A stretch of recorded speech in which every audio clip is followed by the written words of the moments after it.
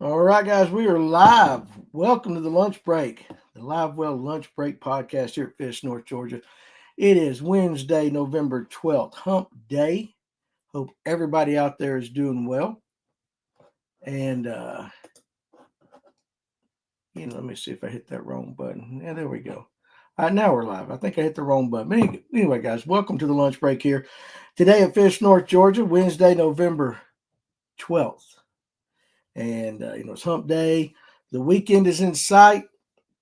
Everybody's looking forward to it. I know I am. Hope you guys aren't working too hard today.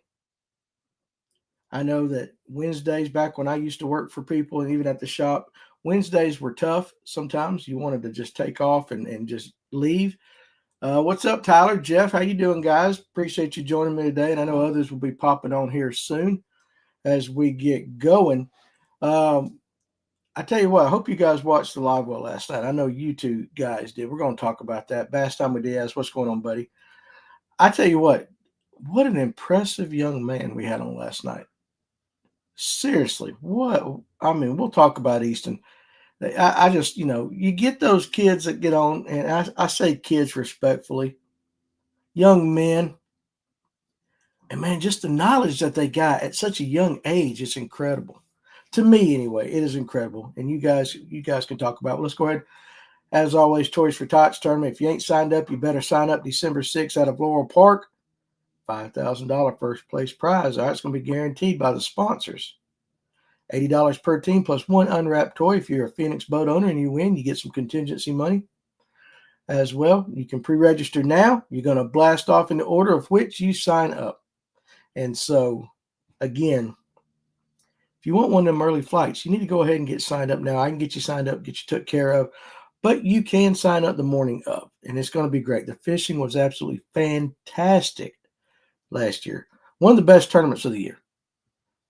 First to 30th place, less than 2 pounds, something like that. 2.5, 3 pounds. It was crazy. But we want you guys to come help us make the kids in Pickens County and Hall County, make their Christmas morning a little better as best we can do. And we get the fish doing it. So what's up, everybody? Yes, Doc Holliday last night. Oh my goodness, fantastic show.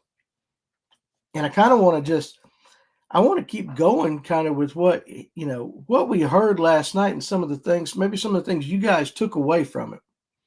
And we'll do that for a few minutes, try to give you guys a little bit of break during the middle of the day. But yeah, back to from Fisher. Well, let's go on back. I mean, you have your local guys like Emil, and I've had on, some of the younger guys, the Hayden Seabolts, Buddy Bensons, from them to the Trey McKinneys, the Fisher and Ayers, the Tucker Smiths, and now, of course, we add Easton Fothergill. And the one takeaway that I get from all of them is just how advanced they are compared to us. Now, at 18 years old, yeah, I could fish. You guys could fish. But there is nothing. I don't think any of us can say that we had the amount of information and ability at that age that they do. One thing I took away from yesterday's lunch break is if Aspen calls, maybe don't pick up. Okay, I won't do that. I won't do that. And again, last night we couldn't figure out. I had a guy text me during the show and told me that Fred Ashcraft's father passed away, and Clint thought it was wrong because Crankin and Yankin's dad passed away. So Fred Ashcraft gets on here and listens to this at a later date.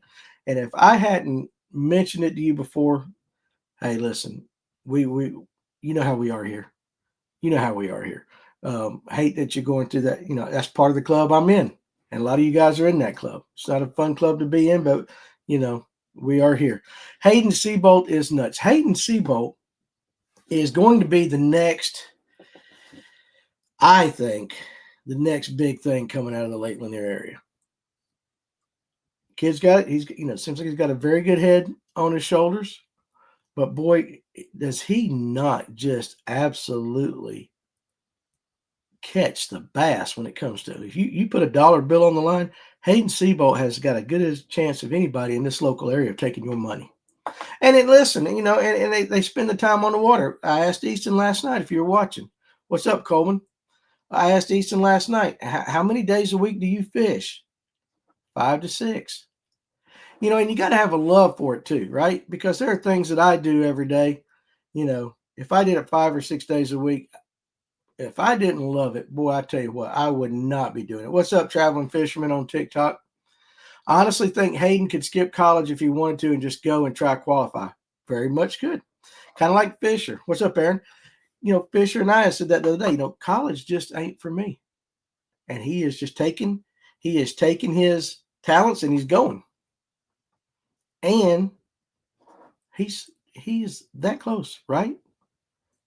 One decent EQ finish away. And he's a Bassmaster elite. Now, Tyler says, I wish I could have more time on the water to try and be more competitive with the people my age. Hey, listen, you and a lot of people. Absolutely. I mean, I wished I could do it for sure. But Easton last night, the way Easton handled himself when he answered the questions, the way, he was very succinct with his answers. We kind of, as soon as we cut it off last night, we were like, it was just Clint and Alex. And I'm like, dude, how many questions did he answer last night? And Clint was like, I don't know. It was a ton of them, right? And he went with it. And so, one of the better guests, and, you guys that watched it, tell me what you took away from it. I've got my thoughts. Of course, we talk about what a fine man is. But listen, in 2023, he's got an infected abscess going into his junior year of college. An infected abscess on his brain, and had to have emergency surgery. And 2 weeks later, he's fishing. What's up, DP? Tracy Coker. The only thing college does is teach you how to be a liberal. It has that effect on a lot of people. We have to be honest. Tyler said, I'm limited to 2 days a week max compared to what a lot of kids these days have 3 to 5 at the least, it seems. But we stay grinding. And you should listen. Don't let the lack of time on the water deter you. Okay? Tracy Coker, FYI, Hammonds has the Strike King red bug worms. Yeah, listen, ain't it crazy how quick it sold out last night on Tackle Warehouse? I was talking to a gentleman this morning, and we were talking. In fact, he was with Waypoint TV. We were talking about my podcast. For those of you that like to listen to this, sometimes you don't want to look at my ugly mug, but you like to listen to this. What's up, John Aldridge, Justin Ortiz? They would listen to it on Shopify. Well, we have kind of stopped the Shopify right now while the company's kind of going through its changes and everything. But I can tell you that I'm going to take the Livewell and everything, and we're putting it on Waypoint TV's platform. And so then you'll still be able to watch it after the fact or listen to it after the fact, however you guys want to do it. But we will be working on that negotiations. But I told him, we were talking about the effect of social media and the positive effects, right? And I said, sometimes it's good for the retail guy. And he said, how so? And I said, last night, Easton Fothergill mentioned a single color of a type of worm. And in less than 10 minutes, Tackle Warehouse was sold out of it. And it just goes to the power of this. What did he say? 23 years old. He's the same age as my youngest son. And he's got that kind of influence already. Yeah, Carson, they'll come out on YouTube first.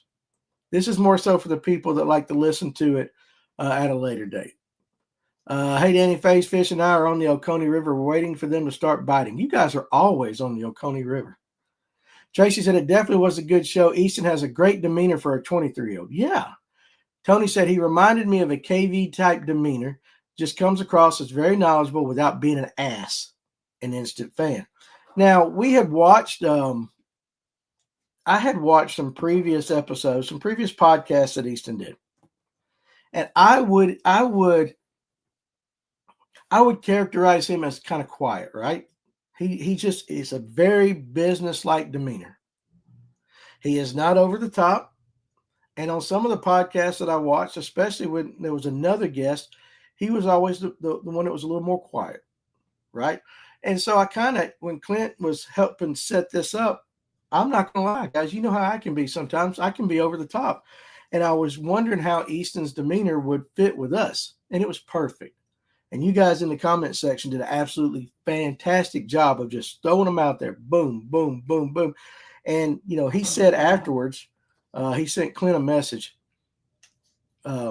he sent Clint a message that really had a good time, really enjoyed the show, and he thought the format that we had was absolutely fantastic, where we are allowing average Joes like me and you to engage with professionals in a way that's not like, if you see these guys at ICAST or you see them at the Classic or something, people are going up and they're asking for, hey, can I get a picture? Can I get an autograph? Hey, man, like big fan, fantastic, all that.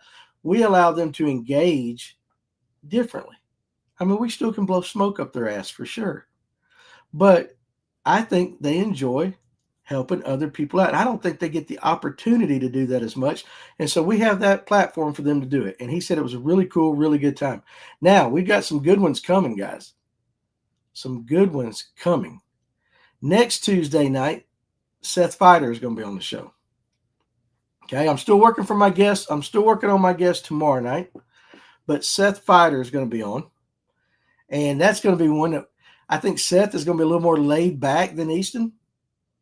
Right? We all know Seth Feider, but listen, when Ryan Sheffield was on the last time, he said, if you want to know how to junk fish with jigs and nasty stuff and everything, you need to go watch Seth Feider's video. So you guys that like to throw at nasty stuff, traveling fishermen, can't wait for that. It's going to be good. And so I got that. We're working on Welcher Drew Cook. I talked to Brian New. He's an elite angler last night. He's currently in Japan. He's coming back after the 16th. We're going to get him on. And so I want you guys to approach this the very same way as we did with Easton. Let's engage these pros and let's squeeze them for the juice, right? Let's squeeze them. The thing of all the things we talked about last night, Tim White, over under on how many cigs he smokes in 2 hours. Well, I can tell you, I drank some beer with him down at ICAST. And it was like constant. They were hanging out constantly. So, and he knows this is a safe place. Can we get Raheem Morris on the show? I have a few comments for him. I'd like to get old Raheem on. Yeah. Try Brandon Cobb too. I can message him if you want. Try message. Any of you guys that have some good contacts and all that, and you want us to talk to someone, and you can set it up, do it. Absolutely do it. Go ahead. Make those connections. My casa, your casa, or whatever the hell they say. Fighter is just a cool dude. He talks a little funny, though. But see, what was it? Coleman said up there earlier, he said those northern guys don't talk much. Well, Fighter's a little different, right? Fighter is a little bit different. But what's up, Fred? Coleman, it gets easier to be disappointed in the Falcons the older you get. Now let's get Kirk Cousins. Dude just got paid outright. Kirk Cousins has made the most money for the least amount of work of anybody in the world. And at one time was very talented. And he's way more talented than I've ever been, of course. But damn if he didn't make the dough. And listen, I don't mind anybody you guys want to talk to. If you can get them on the show, we'll sit them down and talk to them. I don't care who it is. I tried to get Donald Trump Jr. on one time. That was back a few years ago. That was back when Trump ran the first time. Like, I really wanted to get Donald Trump Jr. on because he's an outdoorsman. I might try that again. Danny, I'm a gigging musician. I learned a long time ago to be real and connect with the audience. That's why your show works, not stuffy and professional. And that is a nice way of saying, Aaron, that, Danny, you just ain't a professional, right? And I like it. I don't want to be that way. I get what you're saying. We ain't stuffy. But again, last night, guys, you guys ran the show, which is the best for me. The more you got, like at the lunch break, okay, it's just me, right? This is my hour of the day to just blah, blah, blah and get all my talking out of it. But when we do a live well, you guys are the ones that run it. And the more questions you got out there, the easier my job is. Get old G-Man on here, Jacob Wheeler. I reached out to Jacob Wheeler. He has not responded. That might be an onion that I got to go through some layers to get, right? Mark Daniels Jr. would be cool. Okay, look, I'm going to get my pen out right here and start writing them down. So I'll write down Mark Daniels Jr. I reached out to Greg Hackney. Haven't heard back from him yet. And some of these guys, listen, it's going to take a while to get, but we're going to get them. But, yeah, Seth I'm looking forward to. And I think he will be knowledge-wise, him and Easton, you're probably going to get the same great answers, but it's going to be a different personality, right? And that's the kind of thing that I absolutely love. Luke Palmer, we're going to be working on him, getting him in here. Edwin Evers, the COVID test made you the every man. I ain't never gonna live that down telling y'all that shit, am I? Edwin Evers, yeah, we'll do that. Now listen, I asked Randy Blockett a long time ago when he first started going, right before him and Milliken had their famous little podcast duel, and I asked Randy to be on. And he told me at that time, he goes, "Listen, I'm kind of podcasted out. Let's give me give me a little break." But I've never reached back out to him. Now I will tell you, for you kayak guys, John G and FaZe and all you guys, one thing that I am thinking about doing is on a Monday or a Wednesday night or something like that, I'm going to take Alex Purrs and I'm going to create a kayak podcast that we will be doing. It'll be live and everything. And you guys, of course, are always welcome. But it'll be geared towards you kayak guys. And so all you kayak guests can sit there and fuss about the guy, with the boat and everything, the cheating and all that. But seriously, we're going to try to give you guys your kayak guys, your day in the sun, right? Your own little show. And that way, Alex sitting back there in his little room freezing his ass off, he can talk. He can be more involved. And I told him that after things. So that's coming. There's a lot of things like that that's coming. You guys are throwing out a lot of great guys. And listen, if you know them, reach out to them.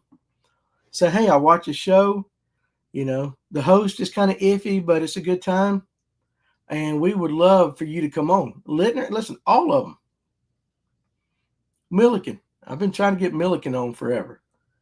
Matt Airy, Brian Thrift would be great as well. All of these guys. I want to know how Randy made the best jig for scoping that's ever been made while being anti-scope. Sounds like he's been using some tech. Tyler said, I don't know that. I don't know that answer at all. Shaw Grigsby. Now listen, you guys are doing it. And listen, let's don't knock the young guys. I still want to get as many of the young guys on here as we can. We older guys can learn from them. Like last night, how many of you guys caught when Easton was talking about the Nico? Hold on a second. Steven Sturgeon. Suggestion for the kayak schedule. Go for Monday nights. Wednesdays are already crowded.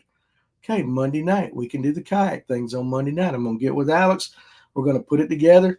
I'll be on, but eventually the goal is to let Alex take the show over. And let you kayak guys just yap about all the inches that you catch. Because anytime I talk inches, I'm not doing myself any favors. Missed the show last night. Did y'all compare trophies? Listen, I found that. That's my old Rocky Mountain trophy from EBO. I found it. I said, you know what? I'm going to stick it up there. This is my little shrine kind of thing right there. Easton's insights were helpful. I enjoyed it. The thing with the Nico, when he was talking about the different weights, how they fall, how he uses them, how, of course, with the mushroom, it cuts, if it's very windy, he goes with the mushroom, but it twirls with the nail weight on the inside with the mushroom weight straight down. But the big thing we took from that, Dane, your wife knows you're a liar when you talk about inches. Yes, sir, she does. Okay, I've been lying to her for 30-something years. Okay, at this point in my life, I just stand back and kick it. Anyone been on West Point recently? Derby there this weekend, not Bass Nation. So if you guys have any West Point juice, throw it out there.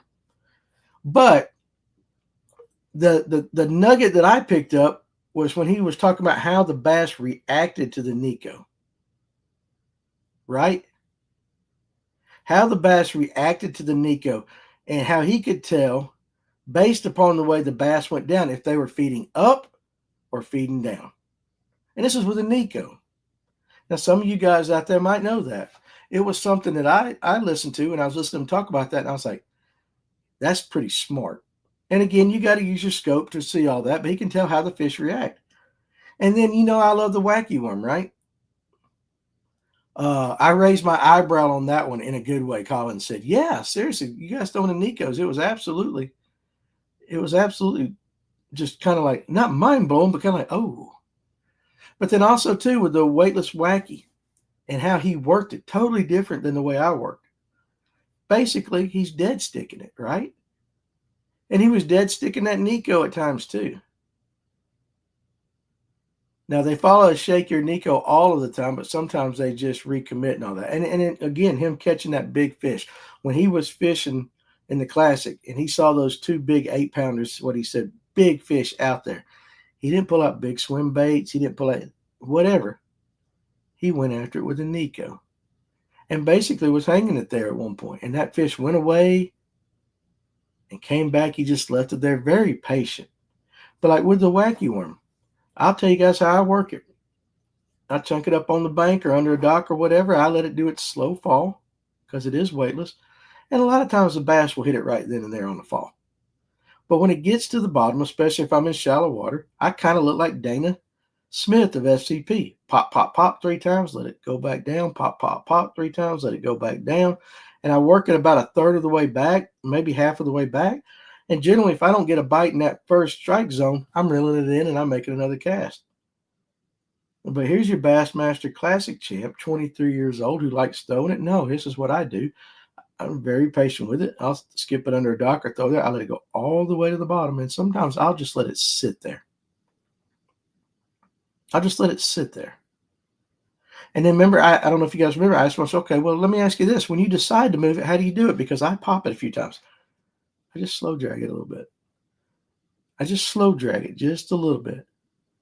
And so I'm sitting there thinking, like, how many fish maybe could I have caught that I didn't catch fishing the wacky rig slower, especially the weightless on the bottom, and just very slow. Do you know how patient you have to be to throw a weightless wacky anyway? Much less when it gets to the bottom and then you're slow dragging. You have to be so methodical and so confident in that, because a lot of guys don't like fishing with me when I throw that because they've already made 22 casts with their Seville or their underspin or whatever it is, and I'm still pop, pop, pop a little bit. And it was absolutely, just listen to him say that was totally cool to me and eye-opening. Can we get some Hartwell shallow hammers or any Hartwell hammers? Nathan Owens, give me some guys. Let's set it up. I'll try to get them on. Coleman says, I'll come on the show anytime, Nathan. But we'll do it. Traveling Fisherman, he came over here from, it is much better over here than it is on TikTok. The more times than not, the longer I let it sit, the more I catch. And that's what he was saying. But you guys know, and Traveling Fisherman, sometimes that is not in our DNA. That our makeup is, it's got to be moving, right? We got to provoke the fish. We got to get its attention. And I've been hearing a lot more of this recently over the last 2 or 3 months. Maybe if I go back in my memory bank, guys talking about dead sticking, right? They're just letting it sit there a little bit. Now he's doing that same thing with his Nico, and you guys can do it with a shaky head as well. Now we're talking about doing it with a weightless wacky. And so it's kind of opening our minds up, and especially as we go into the wintertime, right? Because I still like throwing, I'm that guy out there over a 40-foot brush pile. I always have a weightless wacky worm tied on, and we can be out there looking at the dam, and Underwood be out there, and he's scoping and doing his thing, and I'll throw a weightless wacky out there and just let it sink. And I'm just sitting on the back of the boat looking like I ain't got a clue, but I know that it gets down there. But now, okay, what am I going to do when it does make it down there? Just let it sit? I know I remember going on Gunnersville with Aldridge, and Dave was out there, and he was on a road bed just off of a big grass flat, and he's throwing his A-rig on the road bed, and he's out the front of the boat, and I'm on the back. Well, I didn't do a wacky because it was, of course, all the grass. So I Texas rigged a weightless Cinco, and I basically threw it off the back of the boat, let it sink down to the bottom, and I was just honestly dead sticking it as he kind of moved the boat. You could say trolling a little bit. I mean, I was making casts and everything, but very, very slow through that grass, around that grass. And I ended up catching my biggest bass of that day, that trip. It was about a 3.5-pound largemouth, but it was simply not doing anything. And so that kind of come back to my mind when I was listening to Easton talk last night. You know, we want to move. Everybody wants to move. Speed, reaction bites. Sometimes I guess this is just something that we're learning how to do. And just, you're right, Traveling Fisherman.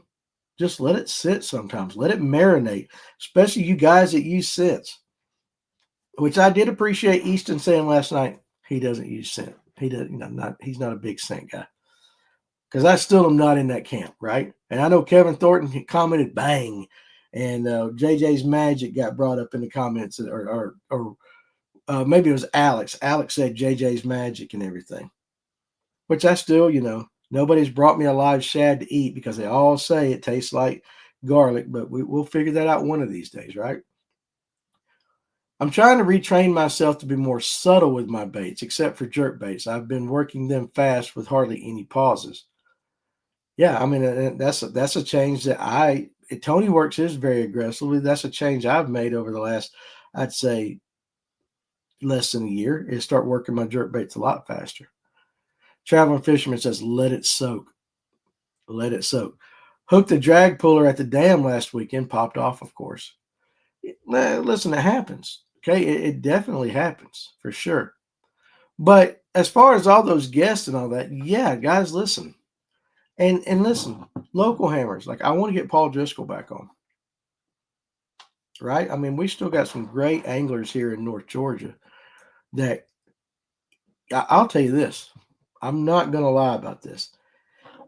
If given the time, and let's just say, because I know he loves his family, so this is what I'm saying. But given the time, if he was single with the financial resources and the time, Jonathan Farmer, in my mind,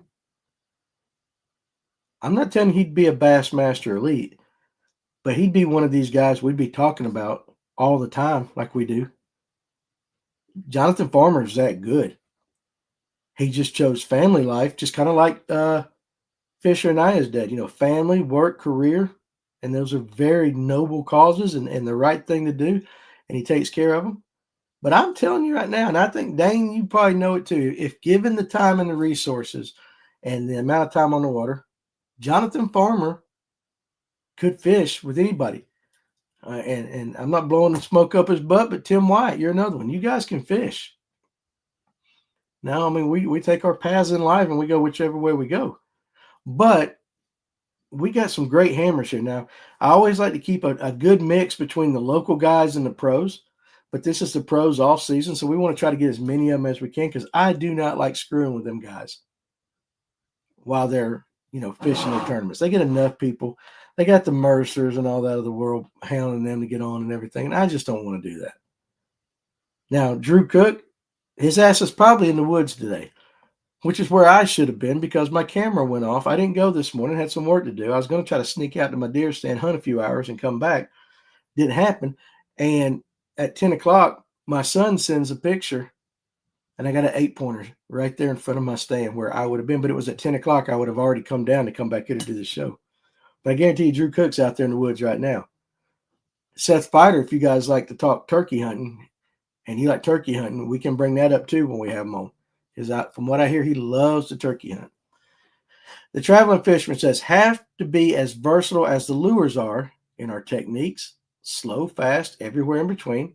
That's what's helped me become a more versatile angler since being on the road. And he's got a really cool, you guys, if you don't follow him, look up the Traveling Fisherman on TikTok and all that. Follow him because his wife is a travel nurse. Okay, and so she will do assignments for a certain amount of time in one location, and she goes to the next, and to the next, and to the next. And his ass gets to go fishing in all these places. And I think that is just absolutely a fantastic gig to have. Plus, too, you have to, when you talk about being versatile, I mean, you were in Alaska a couple months ago. And so, you go from Alaska to, say, maybe Missouri. Who the hell knows where you end up?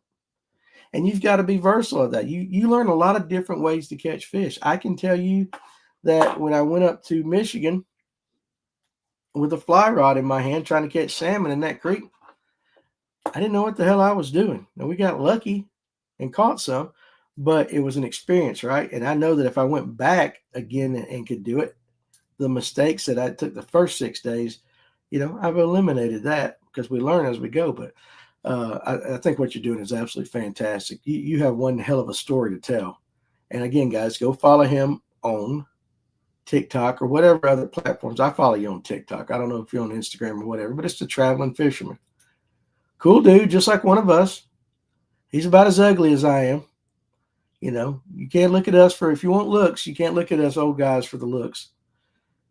But honestly, being very serious, very interesting content that you got right there. Now, Tyler Shelnut says versatile doesn't necessarily mean different baits, but different ways of presenting some of your strength baits, and it can be a game changer. Think about that. Think about that last night with just the Nico. And again, I'm going to keep harping on the Nico because that's all the stuff. That is all the stuff, excuse me, of all the stuff that he said, what kept popping in my mind was the Nico. I mean, think about that, guys. I mentioned it earlier. If you're last day of the Bassmaster Classic and you see a couple of fish there, and you've scoped long enough, and all right, if I can catch one of those fish, I have got a great, fantastic shot of holding up the Bassmaster Classic trophy. How many of you guys would have gone finesse? How many of you guys would have popped a big old jig down there? He went with a Nico. And I thought that was just like, I'm listening to that and I'm like, you got it as confidence. But the big thing was, remember, he said he had it down there and basically was suspending the Nico. Because that one bass came out, went away, and he didn't move. He stayed confident in what he was doing. How many of you guys suspend a Nico? I've never suspended a Nico or a chicken rig. Now, granted, if they're feeding up, like he was talking about last night, which of course didn't cross my mind or anything like that, maybe you do some things like that. But these were two isolated big bass. And again, remember on the tree, they weren't out in the branches. They were stuck tight right to the trunk of the tree. And so he goes out and he fishes for those fish with a Nico, and he keeps going at it, and he didn't change. I mean, that's being versatile, because I would have thrown something else. Number one, I wouldn't have stayed with my confidence. We probably would have thrown a big old monster or something like that. Remember things like we were talking about last night. But then to have the wherewithal to say, okay, I'm not going to let it go all the way down to the bottom. I'm going to hold that thing right there. And I'm going to just put it there and just entice that bass. Okay, here he comes. Oh, he left. Don't move it, Easton. I'm just hold it a little bit longer. And then remember, he said when it turned around, it just came and just plowed it. And then, of course, all hell's going to break loose, because now you got to think you got to get this big bass on a spinning rod and get him out of all that trash down there, which again led to another point that was very cool. 8-pound braid for casting, but with a 17-pound fluoro leader. And he uses the Alberto knot for all UFG snobs. I really harped on that one because I enjoy it. Talking about other baits, what was the other knot he used? The improved clinch knot. Just the old knot we'd all learned when we were just getting started, right? Keeps it very simple, but he takes those techniques and he can just change and manipulate certain things. And I mean, I can't even do the math. We talked about it last night. I can't even do the math on just how, if you take the entire population of just people that fish, not even in the entire world, it gets even crazier with the entire world, but of how many people have won a Bassmaster Classic. Crazy. Jerry says, best thing to do is try some of the tips he gave right away and see if they work for you. And that's another thing. Yeah, confidence. What's up, Kendra? How you doing, honey? Steven says fishing a marsh in central Illinois did not translate well to Guntersville last week. A little different world, different grass, right? And that was another cool thing he said was, and I don't know if you guys caught it, but I've read this too. He's from the northern part of Minnesota. Very clear water, very clear lakes like we have here. But in high school, to make himself better, they went down to the south end of the state where it was more stained, nastier, dirty water, and taught himself how to be successful there, which of course bodes well when you decide to. And here's another thing too, Tyler. You younger guys like this. Remember, he said he was not recruited out of high school. He took the initiative to send out the coaches and send out his resume and everything. And where the hell did he end up? Montevella. I mean, if that's not number one, that's top three. All many will say number one, but number one, 1A, 1B, or whatever, of the top college fishing school out there. And he wasn't recruited and he got on that. So don't, hey, pursue your dreams and throw it out there and see what happens. It's just the kid's crazy good. Quiet, but crazy good. Can't always use your strength baits in every situation. The more you can learn based on situations and conditions, the more versatile you become, says the traveling fisherman. And I agree with that. Now, do I put it in practice very well? No. I can talk about it with you guys, and I know it's the right thing to do. But that's funny. I get an email from time to time or a message, hey, what would you do here? And I get tickled because I'm like, I ain't never seen that body of water in my life. Let's see. Are we still talking fall fishing, or are we getting up for the winter? We're kind of more going into the winter here, Bobby. I mean, fall fishing is going to work still for probably another month, but we're always a month or two ahead. That's on TikTok. Bobby's on TikTok. I don't even remember what the hell I was saying. Everything I know, strength, lures, techniques went right out the window in Alaska and in saltwater. Yeah, I get that. No, what I was saying is the cool thing about it, when I get those emails, people think I'm an expert, and I always kind of laugh, but I know a bunch of experts right here in the comment section. Or I know who I can get the answer from, right? And so that's the way I roll with it. The improved clinch and the Alberto are the only knots I use. I'm old, ain't no school like old school. Jeff Brazil. Buddy, those are the exact two knots throwing a Palomar when I do a drop shot. That's it. And one of the big things with the Alberto knot for me is I can tie it quickly in a tournament or any situation, but I can tie it quickly. I can tie it with my eyes closed, and it's not, I'll tell you right now, it's not the perfect Alberto knot. I'm sure I don't get everything in the right groove every single time, but it's kind of forgiving that way. It's kind of forgiving that way a little bit. What's up, Tiny Times Production? How you doing, buddy? But that old clinch knot, I listen to guys talk about all these knots all the time, and I'm thinking about, I'll tie it on a jig, I'll tie it on my shaky head, hell, I'll tie it on my daggone jerk baits. I tie an improved clinch knot on 90% of everything I throw, and I ain't never had a problem with the knot failing me. Now, could there be better knots for certain situations? Sure. Do I want to take the time to learn them? Hell no. I ain't got that kind of time in my life. I tried the FG. Remember, I told you the story right after Eric passed away, because Eric was an FG snob. And I said, you know what? Got a tournament coming up. I'm going to teach myself the FG knot. Middle of the night, because I can't sleep before a tournament. After a couple hours of that, I said, to hell with it. Eric, I love you, but you can have that. I'd never be able to tie it in a tournament situation to get back on the water. What's up, Peg Leg? How you doing, buddy? Old catfish knots. Just the way it is. Now, Tyler says, and let me go back to Jerry Catula's comment. And I think he's right. He just put another one on there. Most pros tell you the knot you tie correctly, consistently is the best knot for you. I agree with that.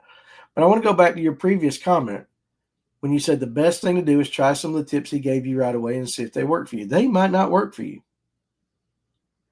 Oh, yeah, heating and air right now. No heat calls. Yeah, my son does heating and air.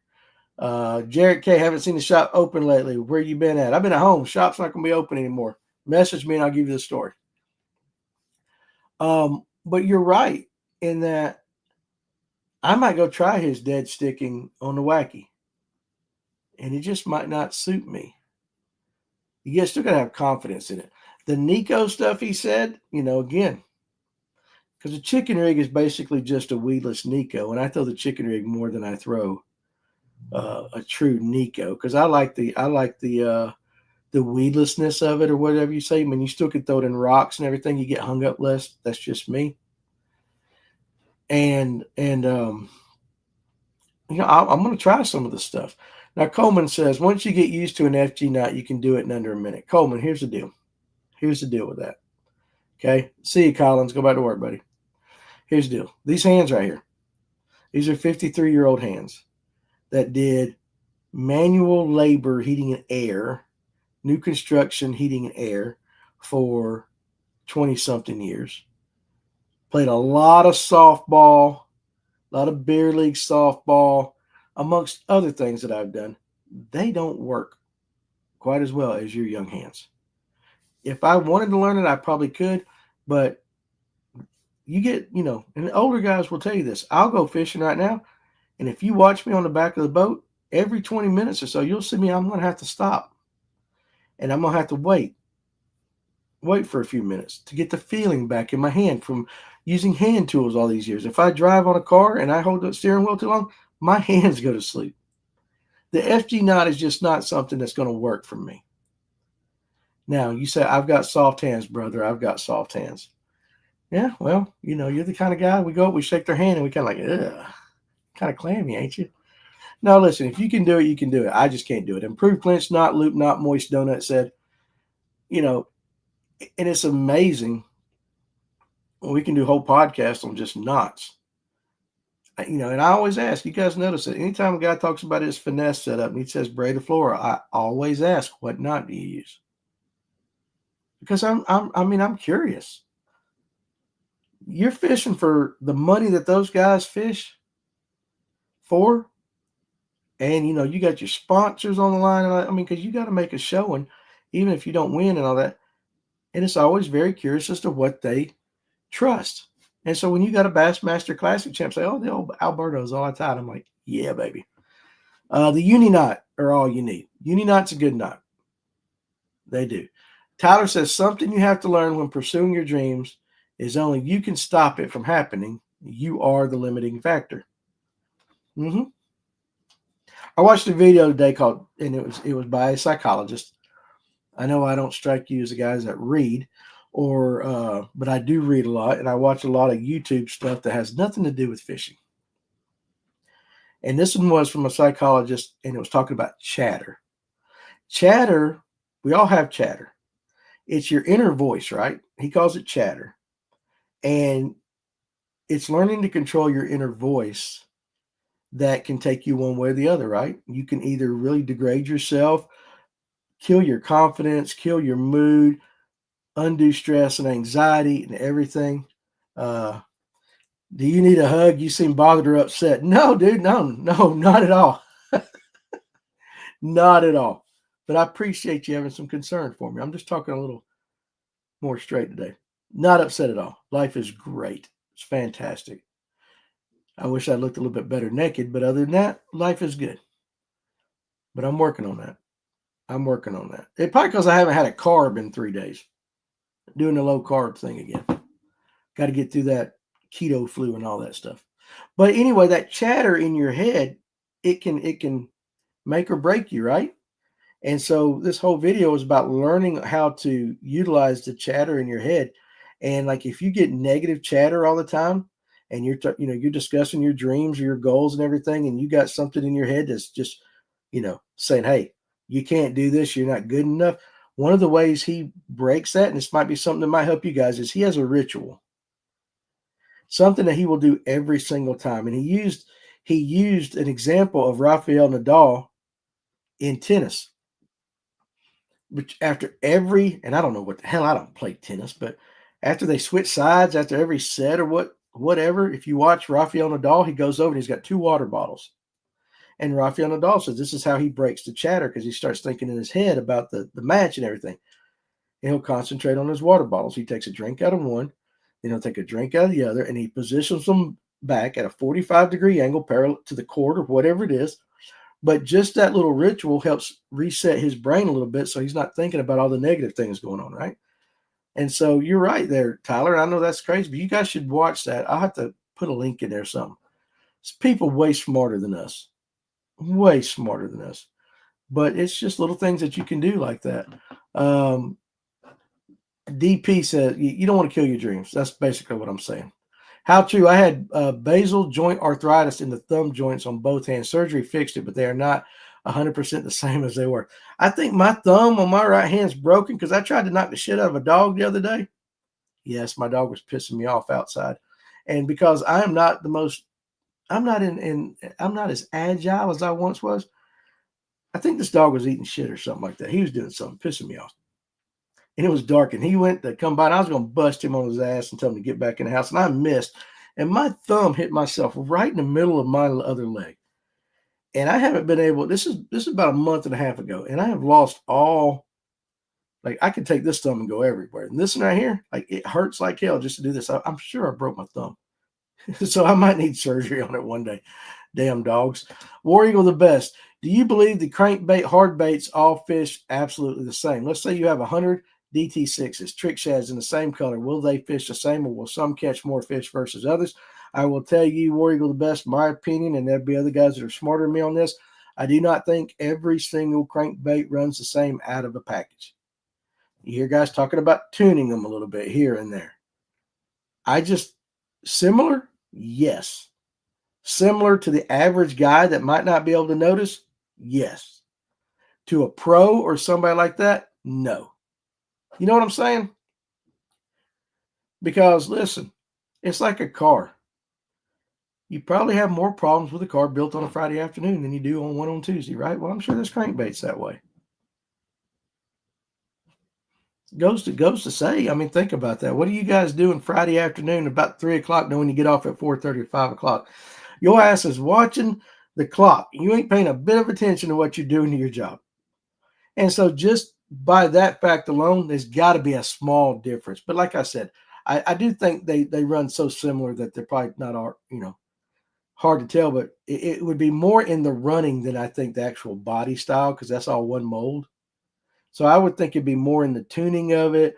Maybe a split ring is sitting a little different, something like that. I don't know. But I would just venture, we've all had that one bait where we tied it on and we throw it out, and that son of a gun's going like, it's supposed to be coming back at us. And it's like, why the hell's that thing going to the right? And then we got to take it and just very subtly tune to get it straight. Tim White, listen to this comment, guys. David Fritz said 1 out of 10 crankbaits are perfect. And that's kind of like what I'm trying to go at. And David Fritz would know it a lot better than I would. I just don't see how they could all run exactly the same. Now, again, a lot goes into it. And a lot of guys wouldn't notice it. But, I went to Egypt to get to coming right there, War Eagle the best on your question. Tracy Coker says TMI. Better to say I did instead of I wish I did. Don't we all wish we looked better naked? Yes. But there was a time in my life when I walked by a mirror and I went, there you go, baby. Looking good, Danny. That was about 30 years ago, boys. 30, 40 years ago. No, not 40. God, I'd have been, 13? I probably still went by a mirror naked at 13. I was like, I'm getting there. Coleman says, trust me, I didn't realize how bad my inner voice was until I started pre-marriage counseling. Yeah, that's things you guys got to do. We didn't have to do that pre-marriage counseling back in the day. But it is a smart thing to do. But yeah, that inner voice can choke the shit out of you guys. It really can. I've been there. Nathan Owen says, ain't nothing wrong with researching stuff you don't know about. Absorb everything. If you guys listen, this is no lie. I listen to maybe 1 or 2 fishing podcasts, maybe a week. Maybe. That's on a good week. Fishing videos, I watch maybe 2 to 3 a week. I get my information a lot from our show through the guys and guests. But I like listening to stuff that's just like, I still want to figure out how the damn Egyptians built the pyramids. I'm sorry, that's more interesting to me than crankbaits right this second. But getting these guys that, these neuroscience guys or whatever, this Big Bang, like the guys on the Big Bang, they're really smart guys and they're telling you how your brain fires and all that stuff. It's so over my head that it's fun. It is so over my head that it's absolutely fun because I don't have to be an expert. I can just sit here and go, damn, he's right. That's pretty cool. I did not know that. G-Man's PMA talks are really good. Tyler F. said, yeah, for sure. They are. I do that, but I'm going to find the link and I'll probably put it on my personal Facebook page on the inner chatter thing. Some of you guys need to watch it. Some of you younger guys, especially. I forgot to ask Easton yesterday how often he replaces his 34 transducer. Vegeta told me he does it at least once a year. That would be a really good question for someone like Trent Palmer over at Sonar Pros. Because generally he gets every one of these guys' boat especially because, a lot of them use a boat for 1 year and then they sell it, they get a new boat. And so Trent goes through and has to redo them and all. That would be an excellent question for him. What's up, Alex Purrs and Doug Rice, listening from the deer stand in Kentucky? And I don't know who's from Indiana that just tried to call me, but they messed up my TikTok. There you go. You guys seen them running up there, Doug? And one of the a lady up there with them, she shot a fine deer yesterday up there, for sure. Mass-produced baits can act different unless you get the same two baits from the same lot. One batch may have a bit more of part A than the other batch, for example, in my humble opinion. Well, I mean, go by what Tim said. David Fritz said 1 out of 10 are perfect, so that you're probably dead on with that assessment. Tom Reddington has some juice. Y'all should check him out if you don't know him. Tom Reddington. Yeah, listen, there is a lot of great stuff to go check out. I talk fishing or fishing-related subjects, where I kicked off Monday. Friday, I don't know yet about the lunch break, but, we're still doing 5 to 6 shows a week. And so, what's up, Ed? I'm on TikTok. And so I like the other things. Plus, I get a lot of useless knowledge that I can show up at a show or a meeting or, hell, even at church or something like that with guys and everything. And I sound smarter than what I am. It's like a fake it till you make it. I just gave you guys psychological advice on how to calm down that inner voice, right? Find your ritual. Do the ritual every time. Like, you really should get, that's one of those things. Please check with your doctor before starting a diet. Just because Danny Pruitt said do. So you might want to talk with some people. But it's still, it's interesting to me. From working in plants, DP is right. Changeovers happen a lot in big plants, Nathan Owen said. Yeah, again. And we all know, like I said, Friday afternoon. Now, here is the Kentucky deer report that's slapping me in the face because I'm not up there. It's wide open. Seen 4 bucks and 7 does. They are running like crazy. Just a matter of time. 03 shot miss yesterday. Well, dang. Maybe 03 shot to get another chance, and that's Doug's dad. Hilarious old man. And, you get to that certain point in life. I've talked about it with older women, but even older men too. You get to that point in life where you can say whatever the hell you want in any situation that might make the whole rest of the world totally uncomfortable, but you're at that point in your life where you just don't give 2 shits. And 03 shot's at that point in his life.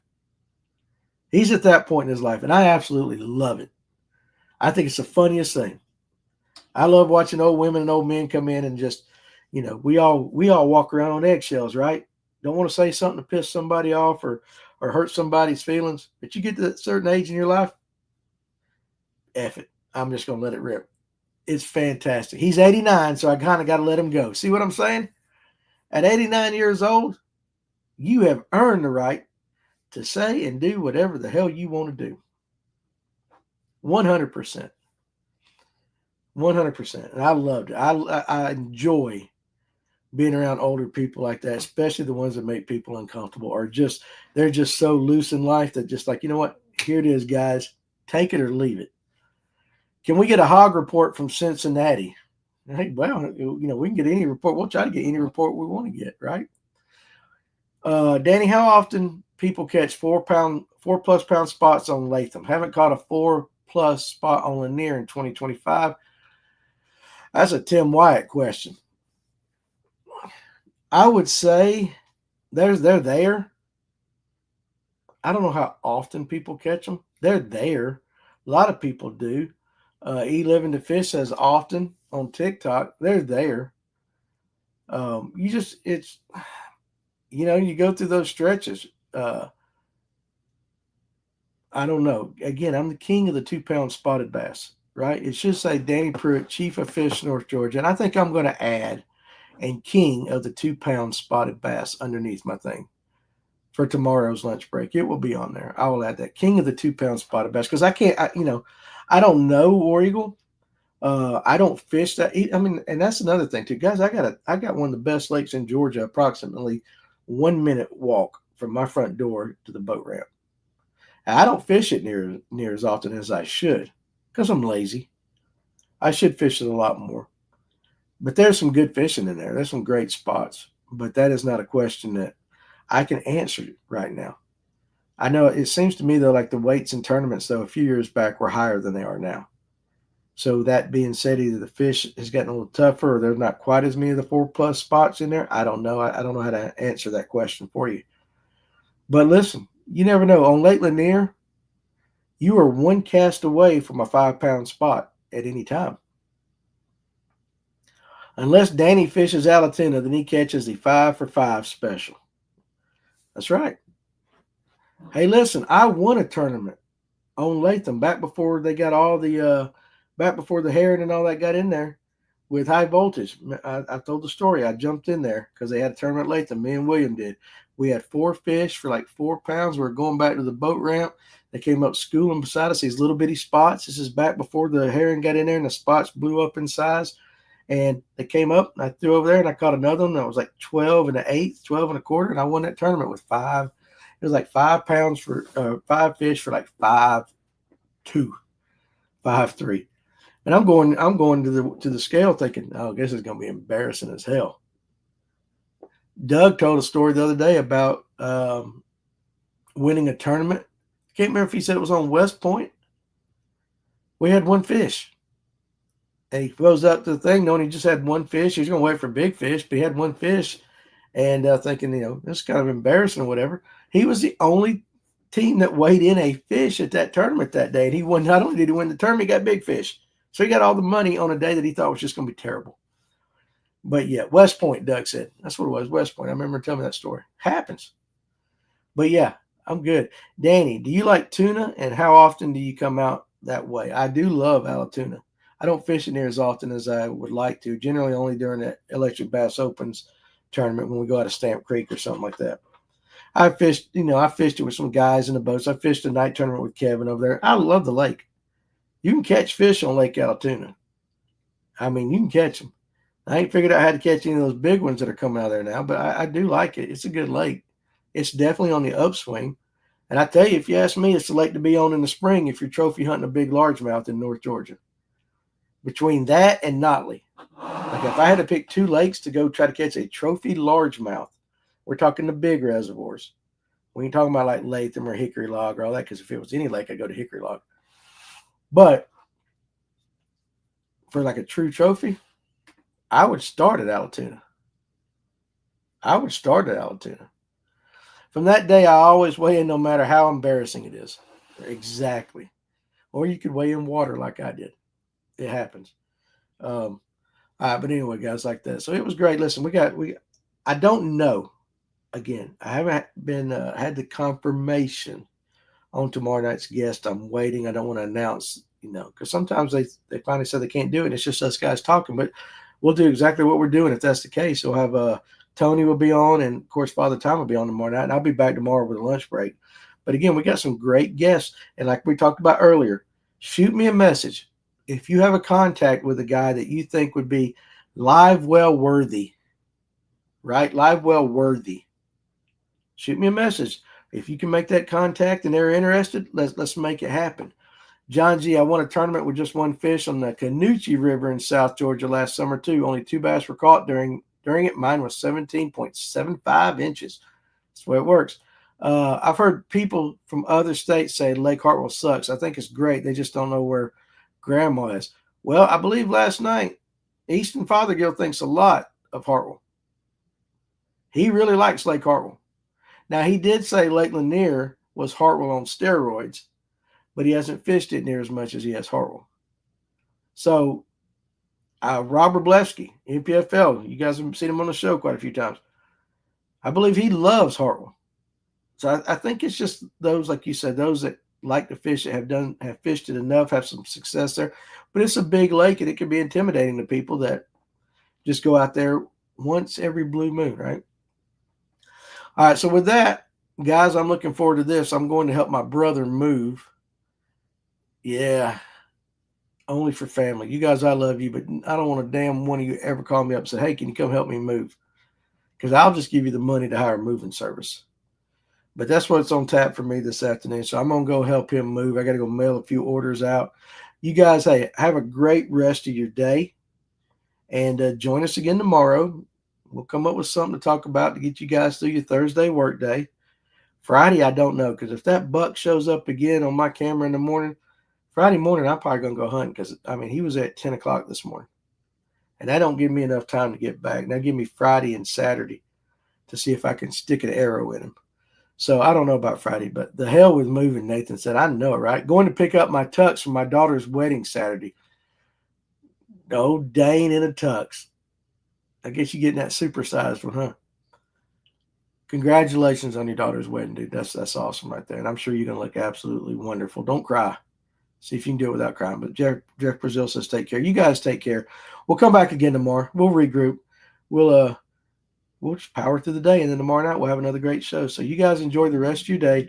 Send me some names, all right? Send me some names of some guys. We're going to get them on the Livewell that you guys want to talk to. So TikTok, you're out of here. See you guys. And then now you guys over here on the YouTube side. Love you guys. We'll see you on the next one. Have a great rest of your day, guys.